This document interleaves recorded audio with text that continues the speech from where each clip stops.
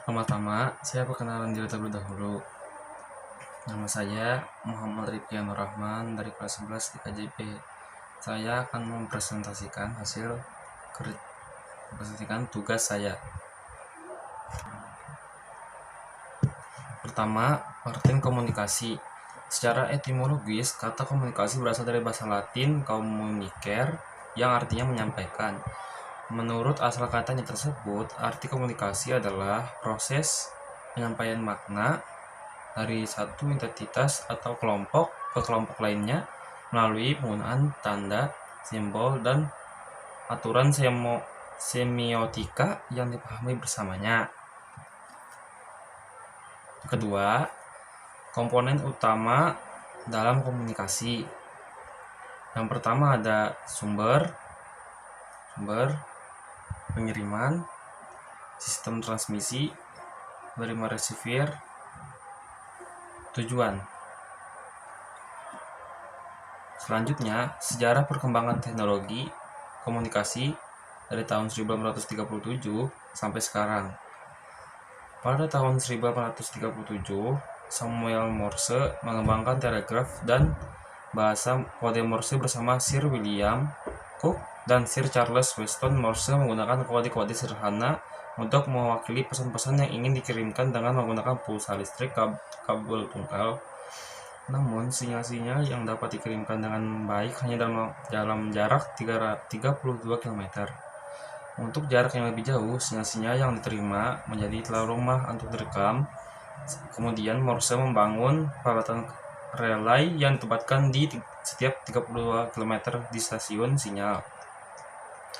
Relay tersebut berfungsi untuk mengurangi sinyal yang diterima dan mengirimnya kembali ke 32 km berikutnya. Relay terjadi dari skaler yang dioperasikan secara elektromagnetik. Sistem telegraf kemudian segera digunakan untuk bisnis yang membutuhkan pengiriman pesan secara cepat untuk jarak yang jauh, seperti surat kabar, pesan, dan untuk perjalanan kereta api.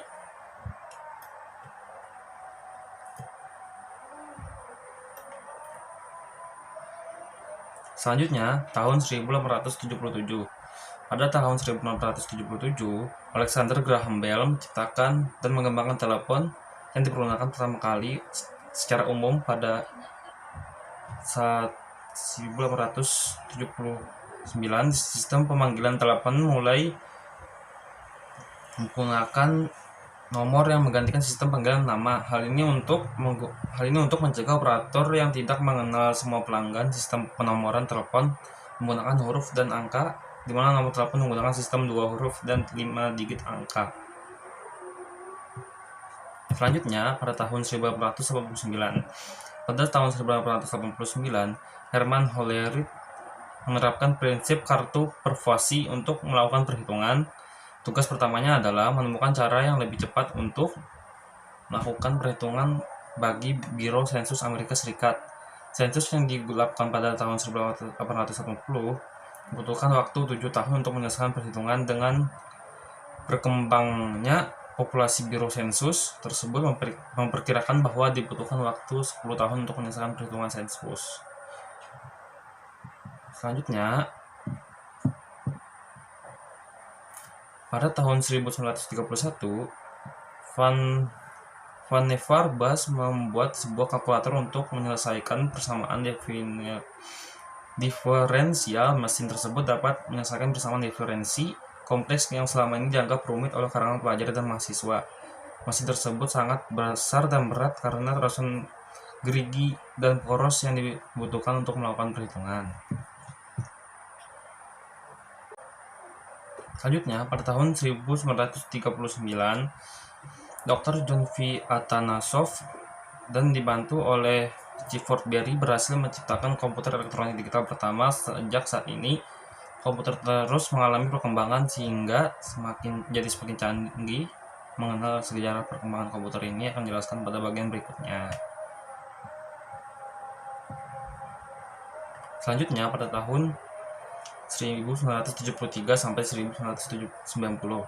Pada masa ini, istilah internet yang diperkenalkan dalam sebuah paper tentang TCP atau IP secara harfiah Interconnected Networking diartikan sebagai rangkaian komputer yang terhubung di dalam beberapa rangkaian.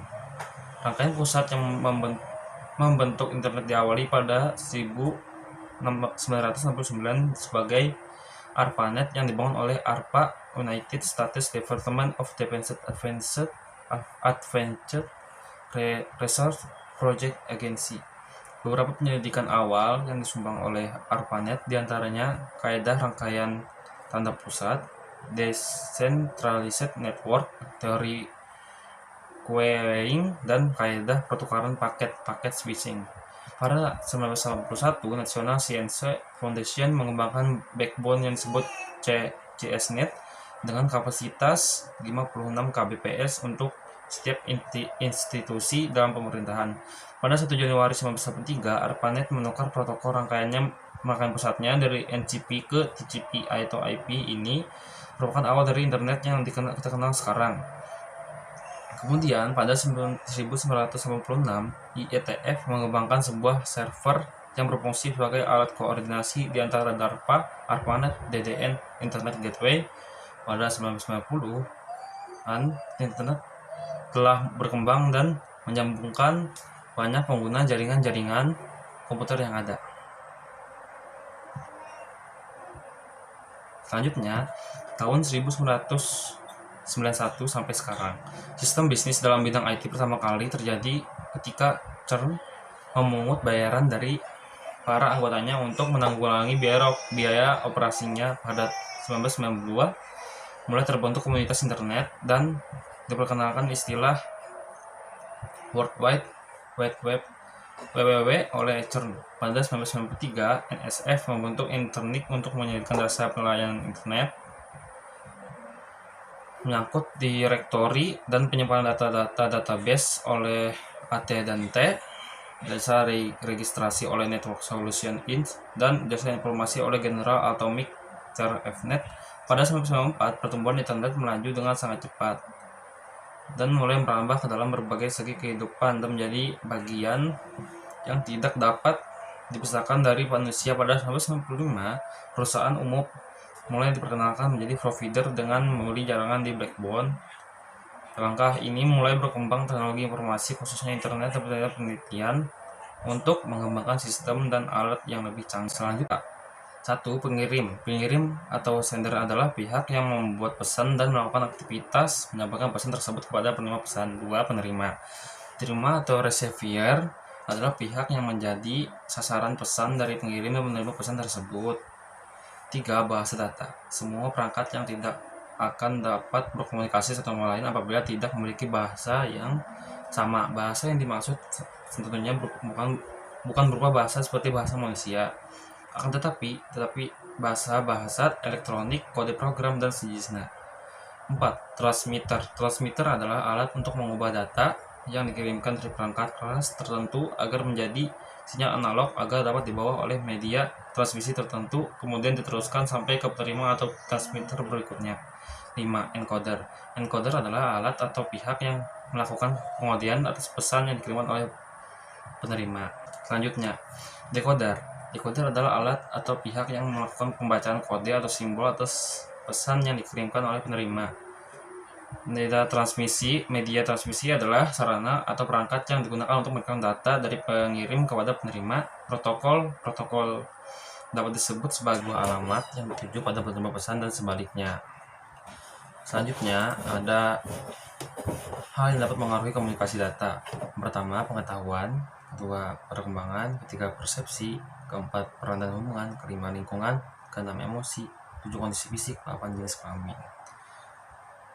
Selanjutnya, ada sinyal digital. Sinyal digital merupakan hasil teknologi yang dapat mengubah signal menjadi kombinasi urutan bilangan 0 dan 1, juga biner, sehingga tidak mudah, tetapi transmisi dengan isyarat digital hanya mencapai jarak atau jangkauan pengiriman data yang relatif dekat. Biasanya isyarat ini juga dikenal dengan isyarat diskret. Sinyal yang mempunyai dua keadaan ini biasanya disebut dengan bit. Bit merupakan istilah khas pada isyarat digital. Sebuah bit dapat berupa 0 atau 1. 2 bit adalah sebanyak 4, 22 berupa 00, 01, 10, dan 11. Secara umum, jumlah kemungkinan nilai yang terbentuk oleh kombinasi bit adalah sebesar 2n buah. Adalah sinyal analog. Sinyal analog adalah sinyal data yang dapat dibentuk gelombang yang kontinu yang membawa informasi dengan mengubah karakteristik gelombang. Dua parameter atau karakteristik terpenting yang dimiliki oleh isyarat analog adalah amplitude dan frekuensi. Isyarat analog biasanya dinyatakan dalam gelombang sinus. Gelombang sinus merupakan dasar untuk semua bentuk isyarat analog. Hal ini disadarkan kenyataan bahwa berdasarkan analisis Fourier, suatu sinyal analog dapat diperoleh oleh penentu sejumlah gelombang sinus. Dengan menggunakan sinyal analog, maka jangkauan transmisi data dapat mencapai jarak yang jauh. Tetapi sinyal ini mudah terpengaruh oleh noise. Gelombang pada sinyal analog yang umumnya berbentuk gelombang sinus menjadi 3 variabel dasar, yaitu amplitudo, frekuensi, dan fase. Di situ saya sudah tampilkan gambar sinyal analog.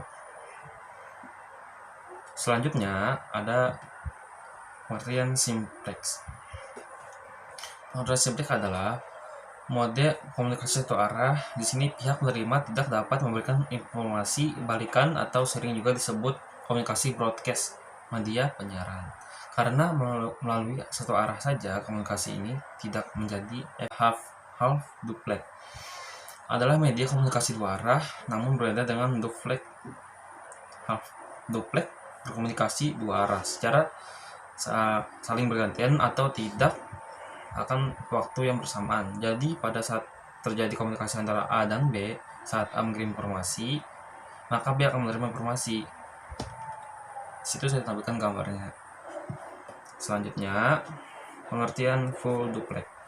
Metode ini memungkinkan komunikasi antara kedua belah pihak dapat saling berbagi informasi dan berkomunikasi secara interaktif dan dalam waktu yang bersamaan. Adalah alat komunikasi yang menggunakan metode ini adalah telepon, headphone, dan sebagainya.